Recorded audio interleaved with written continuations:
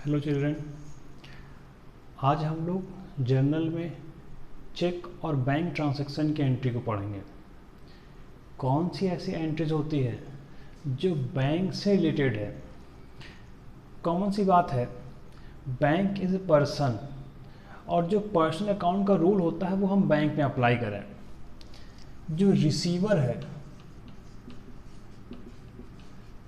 और giver, receiver debit, giver credit. एक तो ये याद रखना है बैंक की एंट्री को पढ़ते समय। बैंक में जब हम पैसे डिपॉजिट करते हैं तो बैंक पैसे को रिसीव करता है। सपोज करिए some amount deposited into bank, अगर हमने बैंक में कुछ पैसे डिपॉजिट किए तो बैंक पैसे को रिसीव कर रहा है। ऐसे में एंट्री होगी bank account debit to cash account, bank account debit to cash account. ये पैसे हमने बैंक में डिपॉजिट कर दिए, bank account debit to cash.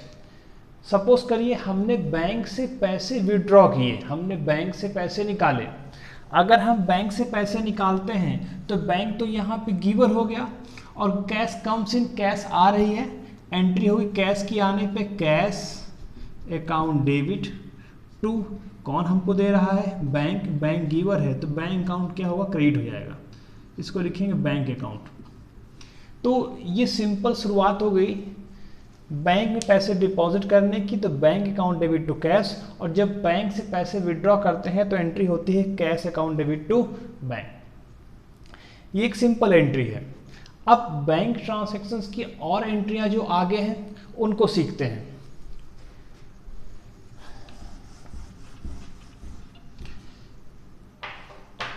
Check, check एक ऑर्डर होता है जिसमें उसका राइटर बैंक को ऑर्डर करता है कि सम ऑफ द अमाउंट, जो उसमें लिखा वो पैसा है, पे टू दिस बैंक, वो इसको दे दिया जाए या इनको दे दिया गया, जिनका नाम उनकी चेकबुक में, यानी जो हम चेक में लिख के उनको दिया है। अब कहते हैं ऐसे बहुत सारे एक्सपेंडिचर होते हैं जो चेक की हेल्प से किए जाते हैं। ऐसे हमने यहाँ की एंट्री पहले से लिख रखी है, हम लिखा है पेड सैलरी बाय चेक। अगर हम सैलरी को चेक से पेड करेंगे, किसके, चेक से, तो सैलरी तो देना एक्सपेंडिचर है, लास्ट वीडियो में पढ़ा था सैलरी तो खर्चे एक्सपेंडिचर है, तो कॉमन सी एंट्री होती है सैलरी अकाउंट डेबिट। अब किससे दे रहे हैं, तो यहाँ चेक दे रहे हैं तो लिखेंगे टू बैंक, टू बैंक।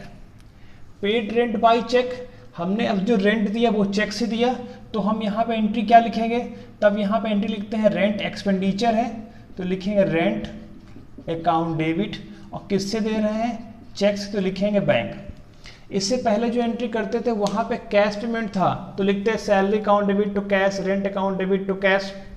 तो इस ट्रांजेक्शन में जो हमने ये दो एंट्री, जो दो एक्सपेंडिचर देखे, इसमें चेक गोज आउट, चेक बाहर की ओर जा रहा है, चेक जा रहा है।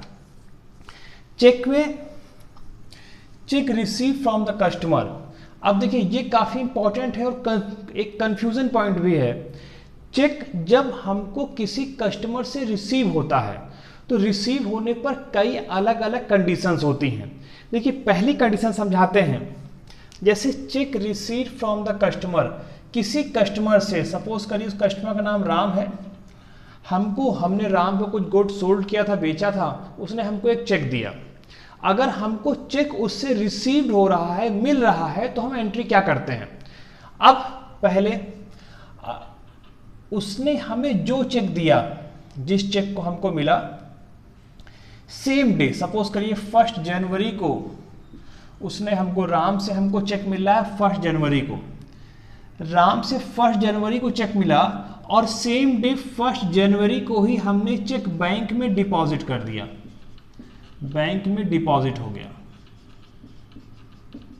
ध्यान दीजिए, राम से चेक मिला था, चेक मिला हमको 1 जनवरी को और सेम डे, उसी सेम डे को हमने ये चेक बैंक में डिपॉजिट कर दिया। अगर सेम डे को चेक को बैंक में डिपॉजिट कर देते हैं तो एंट्री क्या करते हैं, तब चेक कहाँ डिपॉजिट हो रहा है, बैंक में, बैंक रिसीवर है, तो हम लोग एंट्री करेंगे बैंक अकाउंट डेबिट टू, सीधे सीधे किसकी एंट्री होगी? राम की, क्योंकि चेक किसका जमा हुआ है? राम का, टू राम। जो कस्टमर होगा उसका नाम आएगा। ऐसा तभी होगा जब सेम डे, जिस दिन हमको कस्टमर से चेक मिलेगा उसी सेम डे हम चेक को बैंक में डिपॉजिट कर देंगे।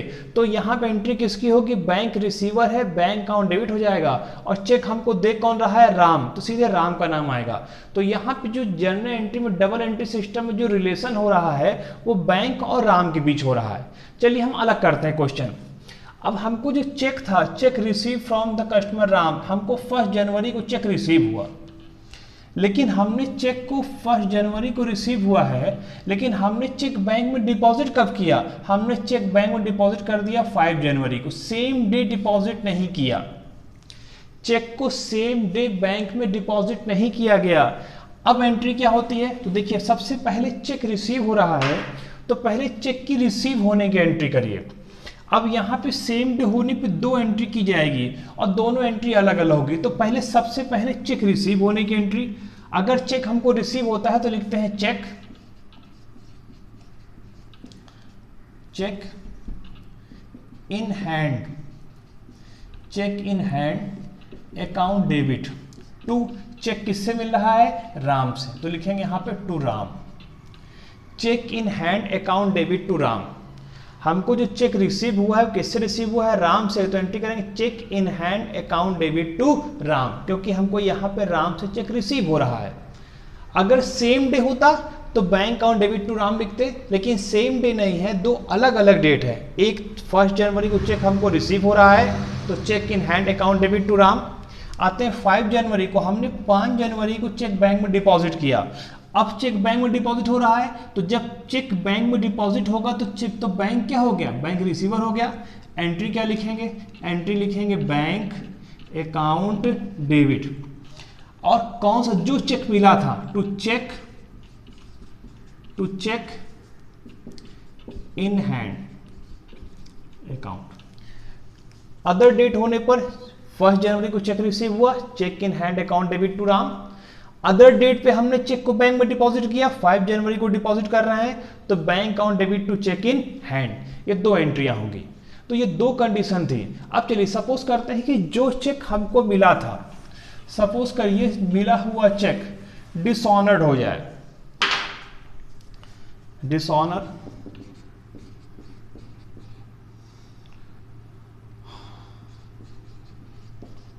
Dishonoured of this cheque, dishonoured of the cheque. अब जो चेक था उसका डिसऑनर्ड हो गया। चेक यानी बैंक ने चेक का पेमेंट करने से मना कर दिया। जब भी ऐसी एंट्री होगी, चाहे हम सेम डेट पे चेक को डिपॉजिट किए हों या अदर डेट पे चेक डिपॉजिट किए हों, जब डिसऑनर्ड होगा तो उस चेक को राम को, यानी जो हमारा कस्टमर था जिसने हमें चेक दिया था, उसे चेक लौटा दिया जाएगा। एंट्री क्या होगी तब? तो चेक लौटा रहे हैं राम को, तो लिख देंगे राम डेबिट। चेक लौटाया किसने? बैंक ने। तो अब तो बैंक गिवर हो गया, अब तो चेक बैंक देने वाला हो गया, तो यहाँ क्या लिखेंगे? To bank, to bank account. तो ये एंट्री होगी। ये यहाँ पे काफ़ी इंपॉर्टेंट है। ये एंट्री तो सिंपल है, हम लोग को सबसे पहले एंट्री देखी पेड सैलरी, पेड रेंट या बैंक में डिपॉजिट करने की, बैंक से विड्रॉ करने की एंट्री थी। ये इसमें आप कैश की जगह पर आप बैंक का यूज़ कर सकते हैं। लेकिन जब हम लोग यहाँ करेंगे, जब check receive from the customer होगा तो थोड़ा सा टफ हो जाता है, कन्फ्यूज़न ज़्यादा हो जाती है। इसके लिए सेम डे को ध्यान रखिए, अलग अलग डे को ध्यान रखिए।